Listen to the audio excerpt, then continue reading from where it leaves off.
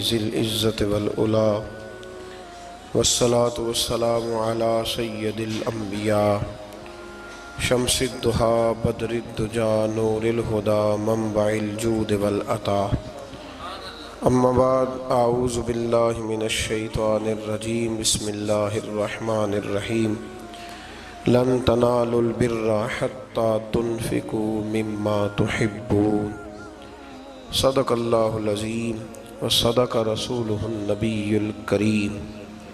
درود پاک پڑھیے۔ الصلاۃ والسلام علیک یا سیدی یا رسول اللہ وعلی آلک واصحابک یا سیدی یا حبیب اللہ۔ اللہم صلی علی سیدنا و مولانا محمد معدن الجود والکرم وآلہ وصحبہ وبارک وسلم۔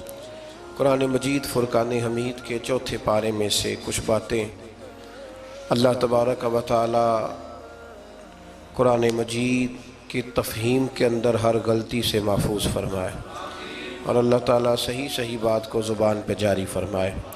چوتھے پارے کی پہلی آیت کریمہ میں اللہ تبارک و تعالیٰ نے فرمایا ہے کہ لن تنالوا البر حتی تنفقوا مما تحبون، فرمایا تم ہرگز بھلائی کو نہیں پہنچ سکتے جب تک تم اپنی پیاری چیز راہ خدا میں خرچ نہ کرو۔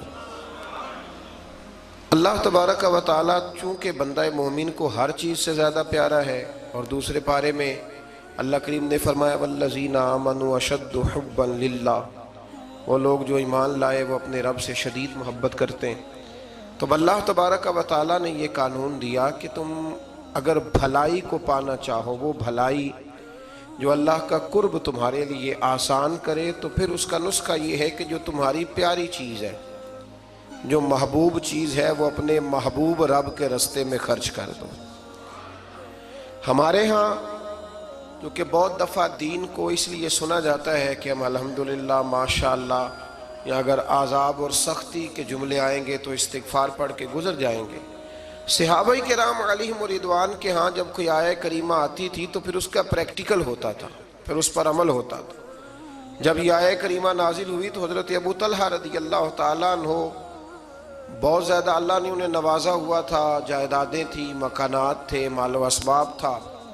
ایک ان کا باغ تھا، اس پر انہوں نے بڑی محنت فرمائی تھی، بڑی خوبصورتی کے ساتھ اس کو انہوں نے سجایا سنوارا تھا، اور وہ اتنا نصیبوں والا باغ تھا کہ اللہ کے رسول علیہ السلام بھی اسے دیکھنے کے لیے تشریف لے جایا کرتے تھے۔ حضرت ابو طلحہ رضی اللہ تعالیٰ عنہ جب یہ آیت کریمہ نازل ہوئی تو حضور علیہ السلام کی بارگاہ میں حاضر ہوئے، عرض کی یا رسول اللہ صلی اللہ علیہ وسلم، میں نے اپنی ساری جائیداد کا حساب لگایا ہے، وہ باغ مجھے سب سے زیادہ پیارا ہے، تو یا رسول اللہ میں وہ باغ اللہ کے راستے میں خیرات کرنا چاہتا ہوں، مجھے بڑا ہی پیارا ہے، تو میں وہ دینا چاہتا ہوں، قبول کر لے۔ نبی کریم صلی اللہ علیہ وسلم نے فرمایا تیرا قبول ہو گیا، اب تو اس طرح کر اپنے جو تیرے رشتے کے بھائی ہیں، چچا زاد، ماموں زاد، ان کے اندر تو بانٹ دے، تیری صلہ رحمی بھی ہو جائے گی اور رب کی بارگاہ میں تیری نیکی بھی قبول کر لی جائے گی۔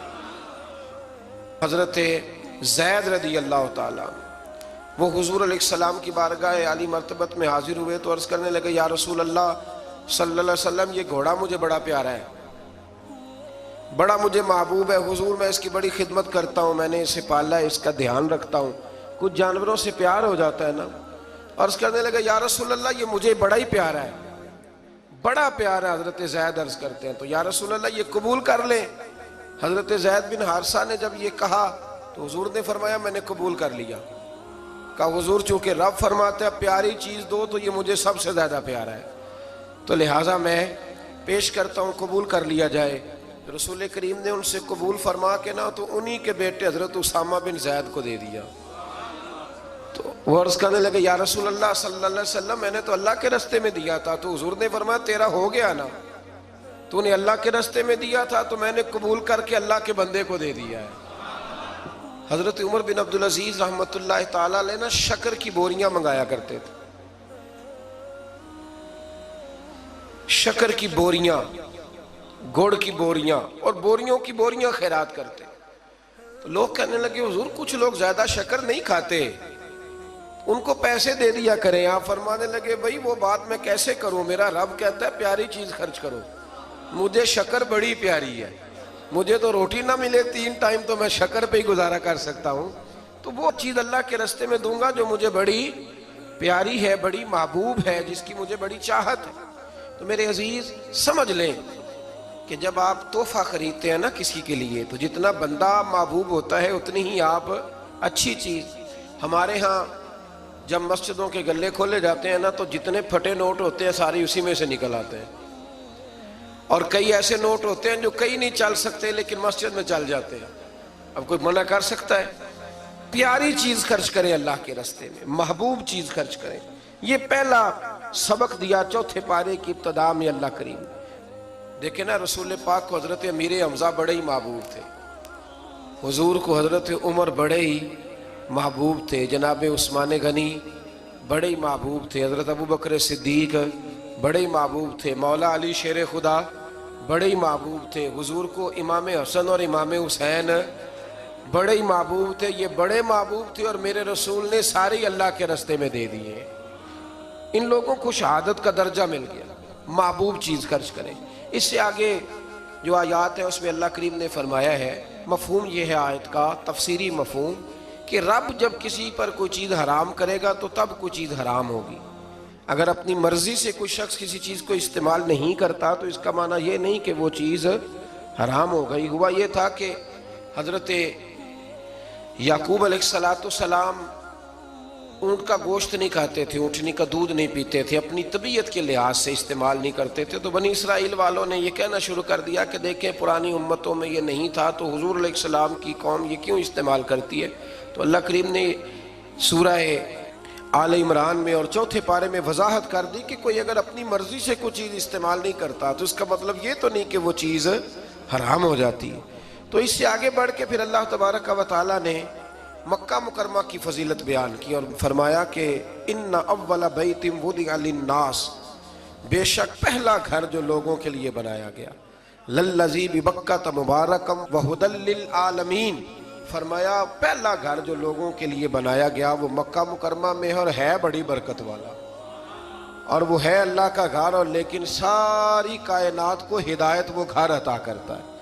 گویا جو اس کے راستے پہ چل پڑتا ہے وہ ہدایت کے راستے پہ چل پڑتا ہے. پھر اللہ تبارک و تعالیٰ نے آگے جا کر کے اہل کتاب کی کچھ ایسی چیزوں کا ذکر فرمایا جن چیزوں کو انہوں نے بلا وجہ اپنے اوپر طاری کر لیا تھا. یہاں اہل کتاب سے مراد یہودی بھی ہیں اور عیسائی بھی ہیں.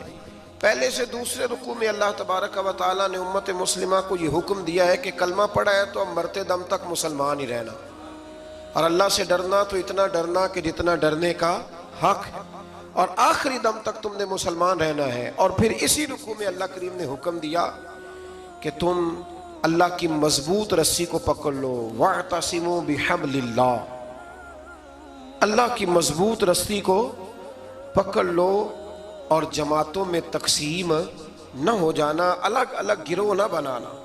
اس لیے میرے نبی پاک علیہ السلام نے فرمایا کہ امت کا جو سب سے بڑا گروہ ہونا اس کی پیروی کرو.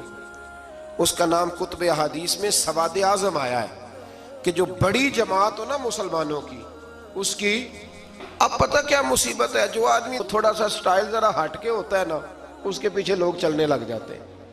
جو ذرا انوکھی بات کرتا ہے نا کہتے ہیں یہ تو سارے لوگ ہی کر رہے ہیں. جو تھوڑی ہٹ کے بات کرتا ہے نا کہتا ہے پچھلے سارے ہی غلط تھے, میں واحد بندہ ہوں جو ٹھیک آیا ہوں, لوگ اس کے پیچھے لگ جاتے ہیں. ایسا نہ کریں. مسلمانوں کی وہ جماعت جو عرصہ دراز سے آ رہی ہے, آپ دیکھ لیں داتا صاحب کو کتنے سال ہو گئے اور اسلام کو کتنے سال ہو گئے. داتا صاحب کے بھی پیر ہیں, ان کے بھی آگے پیر ہیں, اور ان کے مرشد حضرت جنید بغدادی ہیں. پھر بات کہاں تک آگے جاتی ہے تو آپ یہ غور فرمائیں کہ اس رسی کو تھامیں جس پر شروع سے لے کر مسلمانوں کا طریقہ چلا آ رہا ہے. قرآن مجید کی اسی پارے میں اللہ کریم نے ایک اور مضمون کو بڑے انوکھے رنگ میں بیان کیا ہے. فرمایا قیامت کے دن کچھ منہ کالے ہوں گے اور کچھ سفید ہوں گے, کچھ چہرے چمک رہے ہوں گے اور کچھ چہرے کالے سیاہ ہوں گے. یہ کالے وہ ہوں گے جو ایمان لانے کے باوجود کفر کرتے رہے. اسی آیت میں اللہ نے وضاحت کر دی اور فرمایا یہ جن کے منہ سفید ہوں گے نا، یہ قیامت کے دن جن کے چہرے روشن ہوں گے، یہ وہ لوگ ہیں جنہیں اللہ اپنی رحمت عطا فرمائے گا۔ یہاں بڑی باتیں مفسرین نے کی ہیں کہ یہ کچھ چہرے کالے ہوں گے، کچھ سیاہ ہوں گے، اس کا معنی کیا ہے؟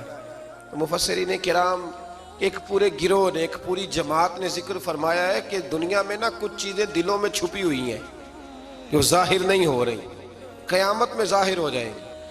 دلوں میں چھپی ہوئی ہیں، قیامت کے دن وہ چیزیں ظاہر ہو جائیں گی۔ اگر دلوں میں ایمان چھپا ہے تو قیامت کے دن چہرے چمکنے شروع ہو جائیں گے، اور اگر دلوں میں نفاق چھپایا نا لوگوں نے، سامنے کچھ کہتے ہیں اور پیٹھ کے پیچھے کچھ اور کہتے ہیں، تو وہ بھی قیامت کے دن نمایاں ہو جائے گا۔ چہروں میں بڑا کچھ ہوتا ہے، چہروں کے اندر بڑا کچھ ہوتا ہے۔ حضرت سلطان باؤ رحمۃ اللہ تعالیٰ علیہ ارشاد فرمایا کرتے تھے کہ دل کالے نالو منہ کالا چنگا جے کوئی رمز پچھانے۔ دل کالے نالو منہ کالا چنگا جے کوئی رمز پچھانے۔ اگر اس پر غور کرے نا تو منہ چمکانے سے بہتر ہے کہ دل چمکایا جائے، دل روشن کیا جائے۔ اور میرے رسول کریم علیہ السلام نے ولی کی علامت بیان کی ہے، فرمایا ولی اسے کہتے ہیں جس کو دیکھتے ہی رب یاد آ جاتا ہے۔ ایک ہوتا ہے آرٹیفیشل حسن، وہ بھی یاد آتا ہے نا، آج کل آپ کو پتہ ہے لوگوں نے کیا ہوتا ہے، اس میں نورانیت نہیں ہوتی۔ میں اکثر کہا کرتا ہوں کہ ریاکاری اصل میں اداکاری ہوتی ہے، تو جب بندہ اداکار ہوتا ہے تو اس میں کوئی حسن نہیں ہوتا۔ جب بندہ اندر سے اس کی طبیعت معصوم ہوتی ہے نا، اندر سے وہ نفیس ہوتا ہے، وہ اچھی سوچ والا ہوتا ہے، تو وہ جو اندر کی روشنی ہوتی ہے وہ باہر بھی آ جاتی ہے، پھر چہرہ چمکتا ہے، پھر اس میں روشنی آتی ہے۔ نبی کریم علیہ السلام کا ایک فرمان ہے، حضور فرماتے ہیں رات کو جو آدمی تہجد پڑھے گا نا کمروں میں چھپ کے، اسے سویرے بتانا نہیں پڑے گا کہ میں نے پڑھی ہے، فرمایا اس کا چہرہ ہی بتائے گا کہ رات اس نے اپنے رب کی عبادت کی ہے۔ تو چہرے بڑا کچھ بتایا کرتے ہیں۔ تو قیامت میں بھی کچھ چہرے چمکیں گے اور کچھ کالے سیاہ ہوں گے۔ انشاءاللہ اللہ فضل فرمائے گا تو اہل حق کے چہرے چمکیں گے، اللہ فضل ہی فرمائے گا، کرم فرمائے گا۔ پھر دیکھیے دوسرے سے تیسرے رکوع میں اللہ کریم نے نا اس امت کی فضیلت بیان کی، فرمایا کنتم خیر امت اخرجت للناس، فرمایا تم بہترین امت ہو، تمہیں اللہ تبارک و تعالیٰ نے لوگوں کی بھلائی کے لیے پیدا فرمایا ہے۔ اے رسول کریم کی امت تم ایک بہترین امت ہو۔ دنیا میں سب سے کمزور شخص پتہ کون ہوتا ہے؟ جسے یہ پتہ ہی نہیں ہوتا کہ میرا مقام کیا ہے۔ اگر پتہ چل جائے نا میرا مقام کیا ہے تو جینا آسان ہو جائے۔ یعنی ایک آدمی استاد ہے، ٹیچر ہے، اور جب وہ چھوٹی حرکت کرتا ہے نا تو پتہ لگتا ہے کہ اسے پتہ ہی نہیں کہ میرا اصل میں مقام کیا ہے۔ تو استاد ہے، تیرا سٹیٹس ہے، تیرا معیار ہے، اتنی چھوٹی بات تو کر گیا۔ بہت بڑا آدمی، وزعدار آدمی، وہ جب چھوٹی بات کرتا ہے تو محسوس ہوتا ہے کہ نہیں باتوں میں ہی بڑا ہے، باقی اس کے پاس کوئی چیز موجود نہیں ہے۔ امت مسلمہ بڑی امت ہے۔ جب یہ چھوٹی بات کرتی ہے نا، چھوٹی بات، میں ملک سے باہر تھا تو وہ سنگیوں کو، ہمارے مسلمانوں کو کچھ مسئلہ بن گیا، ان کی ڈیوٹی ہے سارا دن غیروں کی تعریفیں کرنا، سارا دن تعریفیں کرتے ہیں۔ ان کی سڑکیں دیکھی ہیں، ان کے مکان دیکھیں، ان کی فلانی چیز دیکھی ہے۔ تو میں نے ان سے کہا کہ میں نے تو سنا ہے کہ بچہ بالغ ہو جاتا ہے تو ابا خود کہتا ہے جا اپنا بندوبست کر، کہتا ہے کہ نہیں کہتا؟ تو میں نے کہا یہ تو نکال دیتے ہیں بچوں کو، بچے اپنا بندوبست کر لیتے ہیں اور ابا جی کا بندوبست کوئی بھی نہیں کرتا۔ 2-2 3-3 مہینے یورپ میں بوڑھا اندر مر جاتا ہے تو پھر باہر خبر آتی ہے کہ مر گیا، جب بدبو گلی میں آنے لگتی۔ یہ معیار ہے۔ سڑکیں پکی ہیں، اس میں کوئی شک نہیں، مکانات اچھے ہیں، قانون کی پابندی ہے، لیکن میرا مسلمان جب وہاں جاتا ہے اشارہ نہیں توڑتا، تو اگر یہاں بھی نہ توڑے تو قانون یہاں بھی صحیح ہو سکتا ہے۔ لیکن جو بندہ وہاں سے پیسے کما کے آتا ہے نا، وہ کہتا اب اشارہ نہ توڑوں تو پتہ کیسے چلے گا کہ میں وہاں سے آیا ہوں۔ تو بھائی آپ بہترین لوگ ہیں، آپ چھوٹی بات کیوں کرتے ہیں؟ آپ بہترین لوگ، آپ تھوڑا اونچا بیٹھ کے بات کریں، آپ کا ایک سٹیٹس ہے، مومن کا ایک مقام ہے۔ میرے نبی کریم صلی اللہ علیہ، رسول کریم علیہ السلام بیت اللہ شریف میں کھڑے تھے، کعبہ معظمہ کے سامنے، حضور نے بیت اللہ شریف کی طرف دیکھ کے فرمایا، کہ ترمذی کی حدیث ہے، حضور فرمانے لگے کعبے تیری بڑی عزت ہے، پر جو بندہ میرا کلمہ پڑھ لیتا ہے نا، بندہ مومن، اس کی عزت اللہ کی نظر میں کعبے سے بھی زیادہ ہے، وہ زیادہ قابل اعزاز ہے۔ اب اس کو سمجھنا چاہیے نا کہ جس نے حضور کا کلمہ پڑھا اس کا ایک اعزاز ہے، یہ چھوٹی بات نہیں کر سکتا۔ اور اعزاز کس وجہ سے ہے وہ بھی اللہ کریم نے ارشاد فرمایا، اخرجت للناس، اعزاز اس لیے نہیں کہ تیرا رنگ گورا ہے، اعزاز اس لیے نہیں کہ تیرا قد اونچا ہے، اعزاز اس لیے نہیں کہ تیرے پاس ڈگریاں زیادہ، تأمرون بالمعروف، امت مسلمہ کی شان اس لیے زیادہ ہے کہ یہ لوگوں کو بھلائی کا حکم دیتے ہیں، وَتَنْهَوْنَ عَنِ الْمُنْكَرِ، اور لوگوں کو برائی سے منع کرتے ہیں۔ اور یہ جو کام لوگ کرتے ہیں نا، خیر کا حکم دینا، برائی سے منع کرنا، یہ لوگ دنیا کے امام ہوتے ہیں۔ اب ہمارے ہاں کیا ہوتا ہے، ایک سازش ہوتی ہے، جن لوگوں کو ہم نے نیکی کا حکم دینا تھا نا، اللہ کی توحید کا پیغام دینا تھا، نبی کریم علیہ السلام کی رسالت کی بات جن لوگوں کو ہم نے کرنی تھی، جب ہمارا لیڈر اسی قوم کو بطور مثال یہاں بیان کرتا ہے، یعنی جس کے لیے حکم تھا کہ ہم اسے کہیں کہ تو کلمہ پڑھ لے، جب اسے ماڈل بنا کے ہمارے سامنے پیش کیا جائے گا کہ وہ بڑا اچھا ہے، تو ہم اسے کیسے کہیں گے کلمہ پڑھ؟ اور پھر اس سے اگلی بات یہ ہے کہ ہم تقریروں سے کلمہ پڑھانا چاہتے ہیں۔ تقریر بڑی مؤثر کام ہے، ضرور ہونی چاہیے، لیکن دنیا میں انقلاب عمل سے آتا ہے، عمل سے۔ صحابہ کرام علیہم رضوان نے بڑی بڑی تقریریں کی، بڑے بڑے جاندار وہ لوگ تھے کہ ایک جملہ کہتے تھے تو دنیا تڑپ اٹھتی تھی، لیکن ان کی تقریروں سے زیادہ اثر ان کے عمل میں تھا۔ حضرت باجزید بسطامی رحمۃ اللہ علیہ کا زمانہ تھا، تو ایک یہودی اور مسلمان کی دوستی تھی، تو اس یہودی نے مسلمان سے کہا کہ یار ہماری بڑی دوستی ہے تو دوستی پکی رہنی چاہیے، تو مسلمان کہنے لگا بالکل پکی رہے گی، میرے دل میں بھی بڑے دنوں سے خواہش تھی کہ دوستی پکی ہو جائے۔ تو کہا کیسے پکی ہو سکتی ہے؟ تو مسلمان کہنے لگا تو کلمہ پڑھ لے دوستی۔ تو وہ یہودی کہنے لگا یار ناراض نہ ہونا، میں نے دو اسلام دیکھے، کون سے والے اسلام کا کلمہ پڑھو؟ اس نے کہا دو اسلام۔ کہنے لگا ایک اسلام تیرا ہے، ایک حضرت باجزید بسطامی کا ہے، میں اور تو اکٹھے رہتے ہیں، نماز کا وقت ہوتا ہے تو بھی بیٹھا رہتا ہے، میں بھی بیٹھا رہتا ہوں نماز، اور ادھر اگر شراب کی مجلس چلتی ہے تو میں جاتا ہوں تو معاذ اللہ تو بھی چلا جاتا ہے، اگر کوئی فحاشی اور یعنی کا کام ہے میں جاتا ہوں تو بھی چلا جاتا ہے۔ تو اگر ایک لفظ ہی مجھ سے کہلانا ہے، ایک جملہ ہی کلمے کا، تو میں کہہ دیتا ہوں، لیکن اگر تو مجھے اس اسلام کی دعوت دیتا ہے نا جو حضرت باجزید بسطامی کا ہے، حضرت باجزید بسطامی کا بھی ایک اسلام ہے، وہ شخص اٹھتا ہے تو پتہ چلتا ہے کہ مصطفیٰ کا غلام ہے، وہ بیٹھتا ہے تو پتہ چلتا ہے یہ کسی کا بنا ہوا ہے، یہ رکتا ہے، آتا ہے، جاتا ہے تو اس کے وجود سے شعائیں چھلکتی ہیں، محسوس ہوتا ہے کہ اس پر رنگ اپنا نہیں، اس پر محمد عربی کا چڑھایا ہوا رنگ ہے، تو نظر آتا ہے۔ اگر وہ والا اسلام ہے تو میں قبول کرنے کو تیار ہوں، مجھے پڑھاؤ کلمہ۔ دیکھیں نا، ایک شخص سے میں نے کہا کہ تو سر پہ پگڑی باندھ لے، اور میں نے باندھی نہیں ہوئی، تو فوراً اس کے دل میں خیال آئے گا کہ اگر اتنی اچھی ہوتی تو آپ بھی تو باندھتے نا۔ یعنی وہ آدمی جو بزنس میں جھوٹ بول رہا ہے اور درجنوں جھوٹ بولتا ہے، وہ جب کسی کو سچ بولنے کا مشورہ دیتا ہے تو سامنے والا اس پہ ہنستا ہے، وہ کہتا ہے یار تو نہ ایسے کر، تجھے تو میں اچھی طرح جانتا ہوں تو کیا کہتا ہے۔ تو اللہ تبارک و تعالیٰ نے اس آیہ کریمہ میں ہمیں سمجھایا ہے، ارشاد فرمایا جا رہا ہے کہ تم بہترین امت اس لیے ہو کہ لوگوں کو بھلائی کا حکم دیتے ہو اور برائی سے روکتے ہو، منع کرتے ہو۔ اللہ تعالیٰ ہمیں سمجھنے کی توفیق عطا فرمائے۔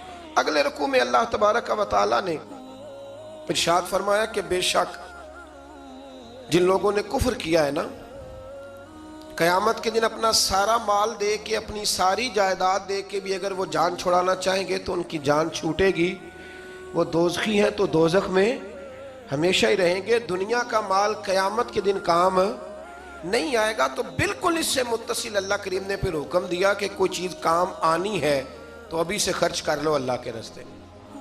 مطلب ہمیں امید ہوتی ہے کہ میرا بچہ پڑھ کے بخشوائے گا، میرے نام پہ خیرات کرے گا، تو میاں جتنی تو نے کی ہے اپنے لیے اتنی اس نے کرنی ہے نا، تو نے پتہ ہی ہے نا تو نے کیا دیا ہے، تو آپ میرا اور آپ کا بیٹا ہی ہے نا۔ تو اللہ تبارک و تعالیٰ نے یہاں حکم ارشاد فرمایا کہ خود اپنے لیے کر لو جو کچھ کرنا ہے۔ اور پھر ایک اور عادت یہاں اللہ کریم نے انسان کی بیان فرمائی اسی پارے میں، ارشاد فرمایا کہ اسے تھوڑی سی خوشی ملتی ہے تو راضی ہوتا ہے، اور ذرا سی تکلیف پہنچتی ہے تو شکوے کرنے لگ جاتا ہے. میں اکثر کہا کرتا ہوں کہ جو نعمتیں بن مانگے مل گئی ان کا شکریہ کوئی نہیں، اور جو نہیں نہ ملی ہوئی اس کا رونا ہے. یعنی ایک شخص کے پاس سارا کچھ ہے، بیٹیاں بھی ہیں، جائیداد بھی ہے، مکان بھی ہے، اور تندرستی بھی ہے، علم بھی ہے، بیٹا کوئی نہیں، تو اس سے جب بھی آپ ملیں گے نا تو وہ کہے گا دعا کرو اللہ مجھے بیٹا دے دے. تو خدا کے بندے باقی نعمتوں کا بھی تو ذکر کرنا جو اللہ نے دی ہوئی ہے. میں کہا کرتا ہوں کہ 360 ہڈیاں وجود میں ہیں، تو جس کا گھٹنا درد کرتا ہے نا آپ اس سے پوچھیں نا کیا حال ہے تو 359 کا ذکر نہیں کرتا، وہ جو 60ویں درد کرتی ہے اسی کا نام لیتا ہے، کہتا ہے یہ گھٹنا ٹھیک ہو جائے تو باقی ساری خیر ہے. تو اللہ فرماتے ہیں ذرا تکلیف دیں تو یہ شکوے کرنے لگتا ہے. زندگی اپنے رب کے حوالے کر دیں، سکھی ہو جائیں گے. آپ یقین کریں ویسے بھی جان اسی کی ہے، اسی کی ہے. ہم تو اپنی مرضی سے مر بھی نہیں نہ سکتے، اپنی مرضی سے مرے تو خودکشی حرام ہے، اس کی مرضی سے مرے تو وہ شہادت کا درجہ عطا کر دیتا ہے. وہ کہتے تم مار ہی نہیں سکتے جو کہ مرے جو میری مرضی سے ہو، لہٰذا اس کے سپرد کر دیں. آگے اللہ تبارک و تعالیٰ نے نا جنگ احد میں مسلمانوں کے ساتھ جو معاملہ پیش آیا نا، بظاہر مسلمان تھوڑا سا پیچھے ہٹے، کفر کو وقتی طور پر غلبہ ملا. یہ ذرا تھوڑے تھوڑے مسلمانوں کے حالات خراب ہوتے ہیں تو لوگ پریشان ہو، شاید یہ ہمیشہ کے لیے. ایسا نہیں ہے، بلکہ جہاں بھی آپ پیچھے جاتے ہیں نا، جو آدمی پیچھے جایا کرتا ہے نا وہ تیز دوڑنے کے لیے جایا کرتا ہے. جب وہ پیچھے جاتا ہے تو اس کا مطلب ہے اب تیز دوڑ کے آئے گا، یہ یاد رکھیں. اور جب آپ سمجھیں نا کہ گھٹن زیادہ ہو گئی ہے تو پھر سمجھ لیں اب آندھی بھی تیز ہی آئے گی. یہ اصول ہے. اگر کبھی آزمائش زیادہ آتی ہے تو پھر اللہ آسانی بھی زیادہ عطا فرماتا ہے. تو مسلمانوں کو ذرا کمزوری ہوئی تو پریشان ہو گئے، تو رب کریم نے فرمایا پریشان نہ ہو، وہ وقت نہیں تمہیں یاد والا قد نصرکم اللہ ببدر وانتم اذلہ، جب ہم نے تمہاری بدر میں مدد کی تھی حالانکہ تم کمزور تھے. اب تو تم ہزاروں میں ہو تو 313 تھے، رب نے تمہاری مدد فرمائی تھی. فرمایا احد میں اگر مشکل آ گئی ہے تو پریشان نہ ہو، اللہ اگلے میدانوں میں بھی تمہاری ضرور مدد فرمائے گا. پھر اسی پارے میں اللہ کریم نے نا دوڑنے کا حکم دیا ہے. فرمایا دوڑو. کس طرف؟ فرمایا وَسَارِعُوا إِلَىٰ مَغْفِرَةٍ مِّن رَبِّكُمْ، دوڑو دوڑو دوڑو اپنے رب کی بخشش کی طرف دوڑو. اور کدھر دوڑو؟ فرمایا وَجَنَّةٍ أَرْضُهَا السَّمَاوَاتُ وَالْأَرْضُ، اس جنت کی طرف دوڑو جس کی صرف چوڑائی زمین اور آسمان کے برابر ہے. اللہ کریم نے چوڑائی بتا دی. فرمایا جنت کی چوڑائی اتنی ہے جتنے زمین و آسمان ہے. تمہیں چوڑائی بتا دیا، باقی لمبائی کا حساب کرتے رہنا. اور میرے رسول کریم علیہ السلام نے تو جنت کا مضمون سمیٹا تو حضور نے جملوں میں حد ہی کر دی. بڑی نعمتیں بیان کر کے نا، بڑی نعمتیں بیان کر کے حضور فرمانے لگے اللہ نے تمہارے لیے بڑا کچھ بنایا ہے، اور اتنا کچھ بنایا ہے نہ کسی آنکھ نے دیکھا، نہ کسی کان نے سنا، اور نہ تمہارے دل پہ کبھی خیال ہی گزرا ہوگا، جو نعمتیں رب نے تمہارے لیے جنت میں تیار کی ہوئی. تو اس میں اللہ تبارک و تعالیٰ نے اس بات کی طرف بھی ذکر فرمایا. پھر اسی پارے کے اندر اللہ کریم نے غصہ پینے والوں کو اور معاف کرنے والوں کو کہا کہ یہ وہ والی نیکی ہے جو اللہ کو بڑی پسند ہے. ہمارے زمانے میں غصہ پینے والی عمر آتی کوئی نہیں. چھوٹی عمر میں کہتے ہیں بچہ اس لیے ضدی ہے، جوان ہو جائے تو کہتے ہیں خون گرم ہے، بوڑھا ہو جائے تو کہتے ہیں انہوں نے پتہ ہی نہیں لگتا. تو بھائی یہ بتائیں پھر درگزر کی عمر کون سی ہے؟ بچہ تھا تو ضدی تھا، اور جوان تھا تو خون گرم تھا، بوڑھا ہو گیا ہے تو اب چڑچڑا ہو گیا ہے. تو بھائی معاف کرنے کی عمر کون سی ہے؟ میرے رسول کریم علیہ السلام نے زندگی میں دکھ زیادہ دیکھے. حضور فرماتے ہیں جتنا مجھے ستایا گیا کسی کو نہیں ستایا گیا. حضرت جابر ابن عبداللہ فرماتے ہیں میں نے اپنے محبوب کو جب بھی دیکھا مسکراتے ہی دیکھا اور معاف کرتے ہی دیکھا. تو مہربانی فرمائیں والکاظمین الغیظ والعافین عن الناس، غصہ پینے والے، لوگوں کو معاف کرنے والے. واللہ یحب المحسنین، فرمایا یہ وہ نیکوکار ہے جن سے اللہ محبت فرماتا ہے. غصہ پینے والوں اور معاف کرنے والوں سے اللہ محبت فرماتا ہے. پھر آگے انہی آیات کے اندر اللہ تبارک و تعالیٰ نے مسلمانوں کو یہ حکم دیا ہے کہ جب تم سے کوئی غلطی ہو جائے، جب تم بھول جاؤ، تو پھر تم اپنے رب کی بارگاہ میں معافی مانگو، اور جب تم معافی مانگو گے اللہ تبارک و تعالیٰ اپنے فضل سے تمہیں معاف فرما دے گا۔ پھر اللہ تبارک و تعالیٰ نے بڑی شرح و بسط کے ساتھ اس بات کا ذکر فرمایا، تفصیل کے ساتھ۔ احد کے اندر جب لوگ پریشان ہوئے تھے تو وہ شدید آزمائش کا شکار تھے، تو مالک کریم نے انہیں تسلی دی، فرمایا یہ تمہاری آزمائش وقتی ہے، آنے والے وقت میں اللہ تمہیں کامیابیاں ہی عطا فرمائے گا۔ احد کے بعد پھر جتنا بھی جہاد ہوا سب میں میرے رب نے کامیابیاں ہی عطا فرمائی۔ پھر اسی پارے میں اللہ تبارک و تعالیٰ نے آیت نمبر 159 کے اندر رب کریم نے نبی کریم علیہ السلام کی سیرت کا ایک خاص پہلو بیان فرمایا ہے، حضور کی سیرت کا، زندگی کا ایک خاص عنصر بیان کیا، اور اللہ کریم نے فرمایا محبوب اللہ کی کیسی رحمت ہوئی کہ آپ اپنے غلاموں کے لیے نرم دل ہو گئے۔ یہ اللہ تعالیٰ کی کیسی رحمت من اللہ لنت لہم، آپ ان کے لیے نرم دل ہو گئے۔ وَلَوْ كُنْتَ فَظًّا غَلِيظَ الْقَلْبِ، اگر آپ سخت دل ہوتے یا سخت مزاج ہوتے، لَانْفَضُّوا مِنْ حَوْلِكَ، تو یہ آپ کے پاس سے بکھر جاتے، یہ بیچارے آپ کے پاس پھر بیٹھ سکتے۔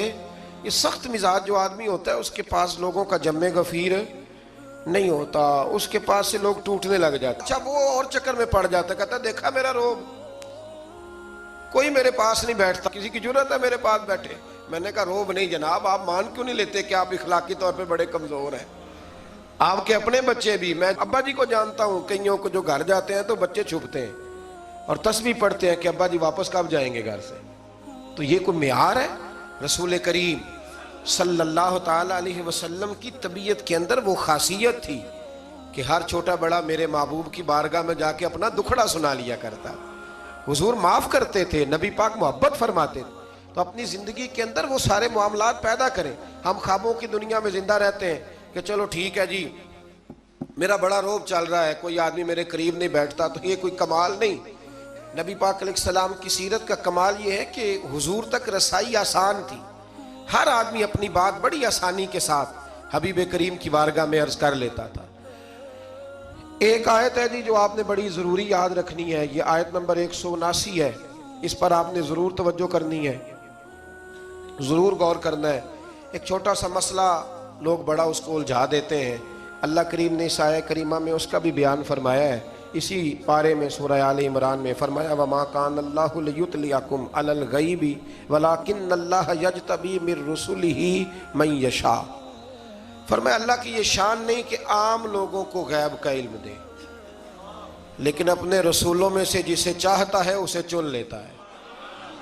عام لوگوں کو اللہ اپنے غیب پر مطلع کرتا، لیکن اپنے رسولوں میں سے جسے چاہتا ہے اسے، یہ سورہ آل عمران ہے۔ کوئی کسی تفسیر میں آپ نہ جائیں، سادہ ترجمہ کسی کا کیا ہوا پڑھ لیں، عام لوگوں کو اللہ غیب پر اطلاع دیتا نہیں، لیکن اپنے رسولوں میں سے جس کو چاہتا ہے اسے چن لیتا۔ حضرت عمر فاروق فرماتے ہیں رسول کریم کے علم پر کچھ منافقین نے اعتراض کیا کہ ہم پیچھے نمازیں پڑھتے ہیں، انہیں ہمارا علم نہیں، تو کہتے ہیں نبی کریم منبر پر بیٹھے فجر کے بعد، تو فرمایا پوچھو کیا پوچھنا ہے۔ حضور نے اتنا بیان کیا کہ ظہر کی نماز ہو گئی، پھر زور پڑھ کے حضور دوبارہ منبر پر بیٹھے، اتنا بیان کیا کہ عصر ہو گئی، پھر عصر پڑھ کے حضور منبر پر بیٹھے، اتنی باتیں بیان کی کہ مغرب ہو گئی۔ حضرت عمر کہتے ہیں حضور نے ہمیں اتنی باتیں بتائیں کہ جہنمی جہنم میں چلے گئے، جنتی جنت میں چلے گئے۔ اور حضور پھر بیان کرتے ہے کوئی پوچھنے والا تو پوچھو مجھ سے کیا پوچھنا چاہتے ہو۔ ہمارے استاد تھے، شیخ تھے علامہ تحسین رضا صاحب بریلی شریف میں، انہوں نے ایک قطعہ کہا تھا بڑا شاندار، کہنے لگے علم غیب رسول کے منکر اس حقیقت کو بھول جاتے ہیں، غیب مانا کہ راز ہے لیکن راز اپنوں سے کب چھپاتے ہیں۔ اور اعلیٰ حضرت نے تو قلم توڑ دیے، فرمانے لگے اور کوئی غیب تم سے نہا ہو بھلا جب خدا ہی نہ چھپا رہا، جو سب سے بڑا غیب ہے جب نبی پاک نے اسے ہی دیکھ لیا ہے تو پیچھے کیا رہ گیا۔ تو اس لیے اس آیت کریمہ میں اللہ کریم نے اس مسئلے کو حل فرما دیا۔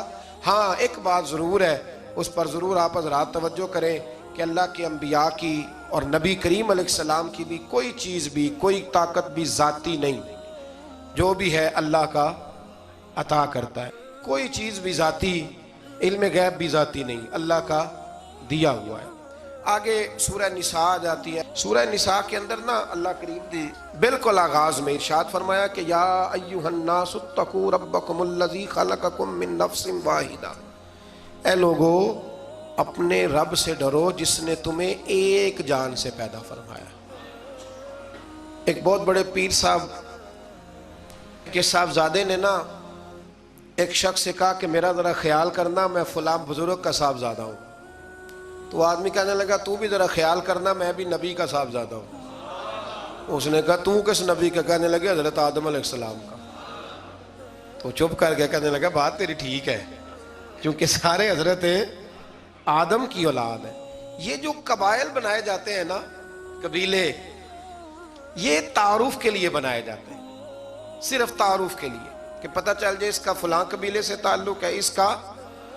اور برادریوں میں بھی جو قبیلے ہوتے تھے وہ ایک برادری کی بھی مختلف شاخیں ہوتی تھیں، مختلف شاخیں۔ قریش، بنو امیہ یہ قبیلہ ایک تھا، پھر اس کی آگے شاخیں ہو گئی، اور بہت سارے لوگ تھے جو تقسیم در تقسیم ہوئے، شاخیں بنتی جاتی ہیں۔ تو یہ سارا کچھ کیا ہے؟ تعارف کے لیے ہے، ورنہ اولاد سارے کس کی ہیں؟ حضرت۔ اور نبی پاک علیہ السلام نے جب خطبہ دیا نا حجت الوداع کا، تو حضور نے اعلان فرما دیا، فرمایا نہ کوئی بڑا ہے، نہ کوئی چھوٹا ہے، نہ کوئی گورا ہے، نہ کوئی کالا ہے، نہ کوئی عربی ہے، نہ کوئی اجمی ہے۔ ہاں، ان اکرمکم عند اللہ اتقاکم، اللہ کی نظر میں اس کی عزت زیادہ ہے جو زیادہ پرہیزگار ہے۔ ابھی تک یہ مصیبت بنی ہوئی ہے ہمارے معاشرے میں، ابھی تک برادریزم کی، اور کوئی عجیب سا ہی معاملہ ہے، سمجھ میں نہیں آتا کہ یہ کہاں جا کے حل ہوگا۔